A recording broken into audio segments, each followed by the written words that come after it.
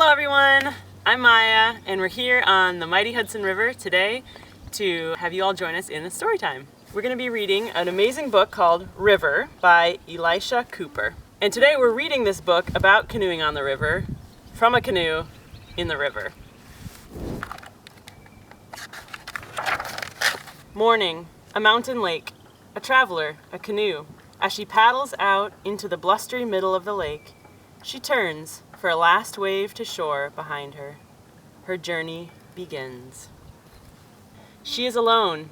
Far from home, gray clouds bump into the mountains above her.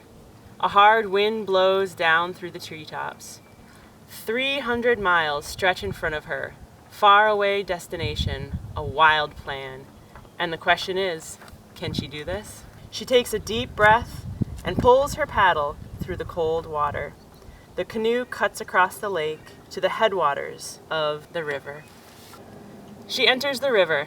Cedar trees touch overhead, making a green tunnel. The river is shallow here, scraping the canoe's underside. She reaches into the water for a pebble and places it in her canoe.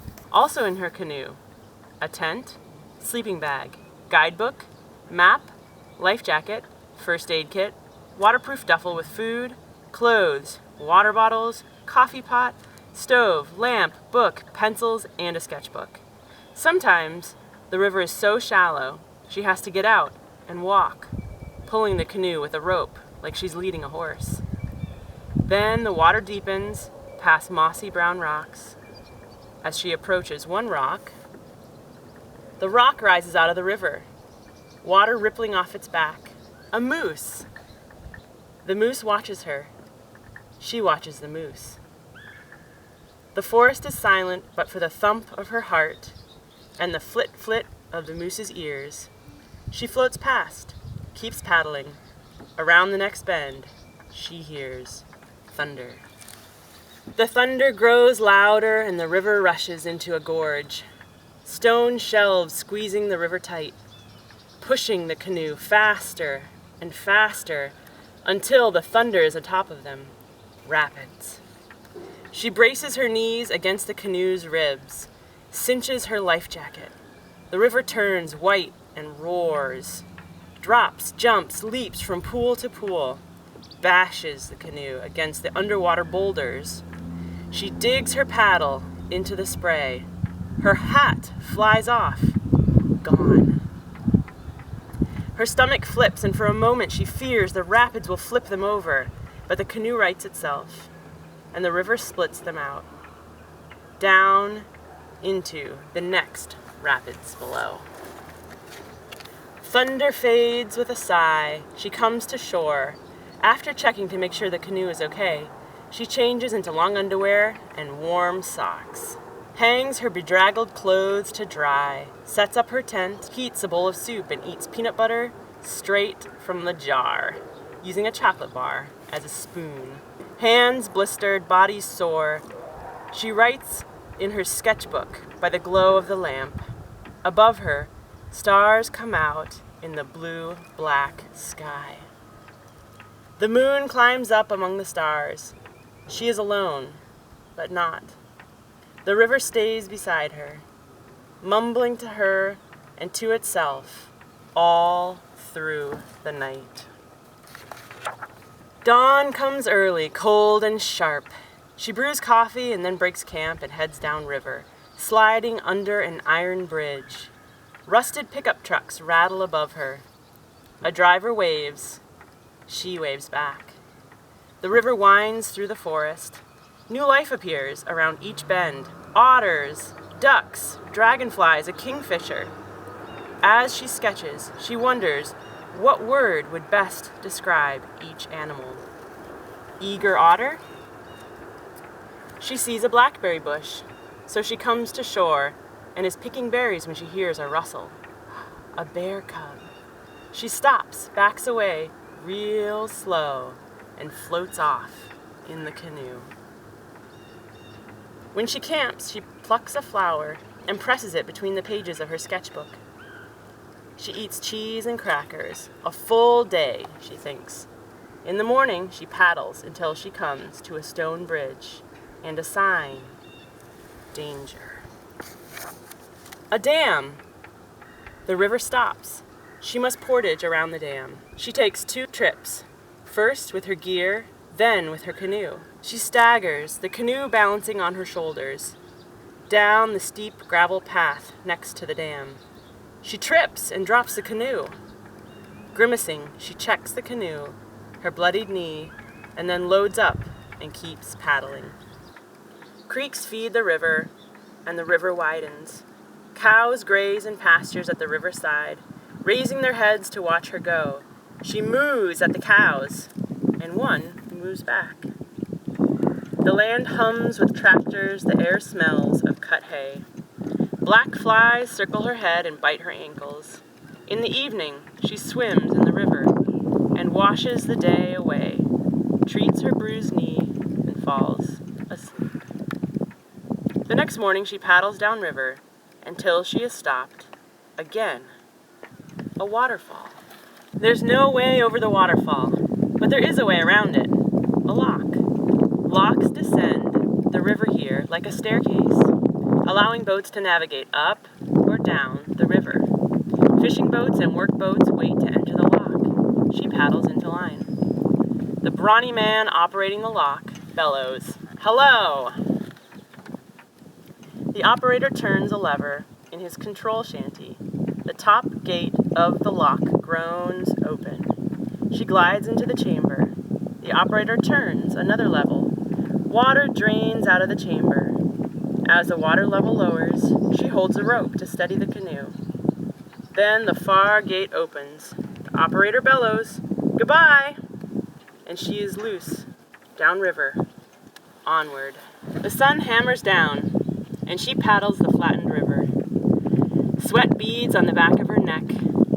The country shifts from farms with faded barns to villages with white, clapboard houses, to chimneyed factories on the outskirts of a town. At the levee, she hauls up her canoe.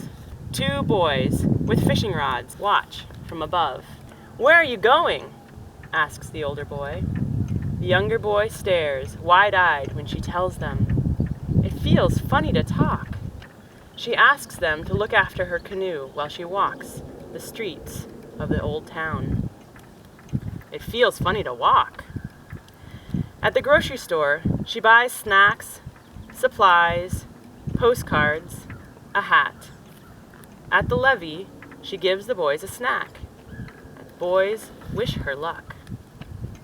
Back in the canoe, the river feels familiar beneath her. She paddles away from town and camps that night on an island, alone again. Where is the river? It was here last night. The river has been taken away by fog, thick and wet. So she reads in her tent and explores the island. High in the branches of a tree, she sees a brambled nest. And down on the rocky shore, an eagle with a fish in its talons. A striped bass, maybe a sturgeon.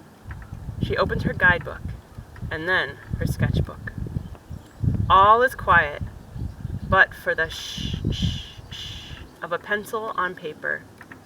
There is nothing in the world but her, the bird, this place. No one knows where she is. The eagle takes flight, its wings thumping in the air. The morning lifts the fog away. As she points the nose of the canoe down river.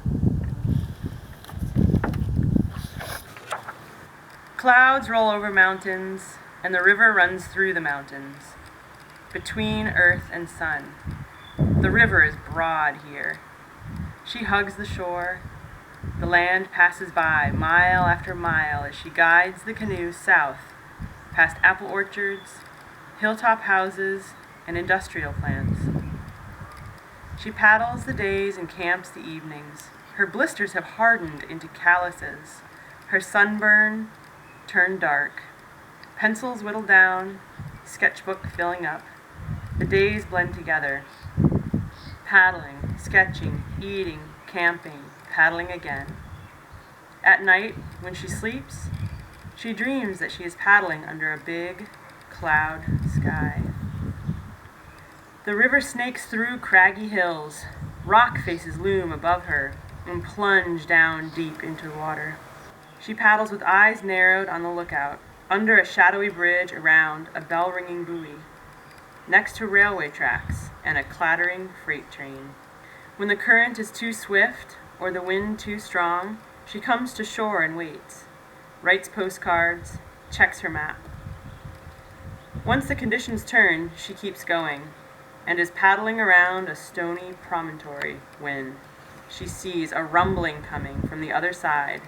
It's heading right at her. A tugboat, barreling upriver, plowing up a wake of water. She hollers.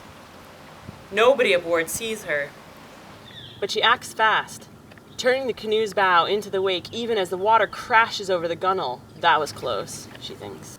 She lands, hides the canoe among a pile of rocks, walks up the main street of a village, mails her postcard, buys a cookie at a packed bakery. Then back to the river. As she heads out, she feels a drop of rain. Then another, a smattering of raindrops, then a drum roll, then a single sheet blowing sideways, a squall, swallowing her and the canoe and pushing it toward the cliffs on the opposite shore before capsizing them and dumping her into the raging water.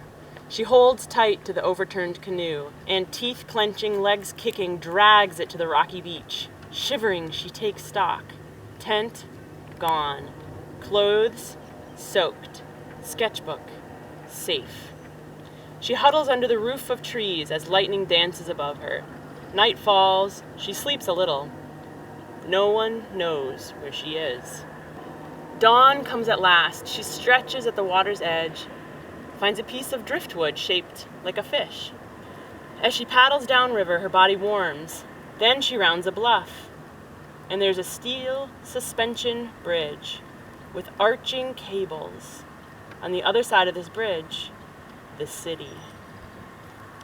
She slips into the city unseen, almost unseen.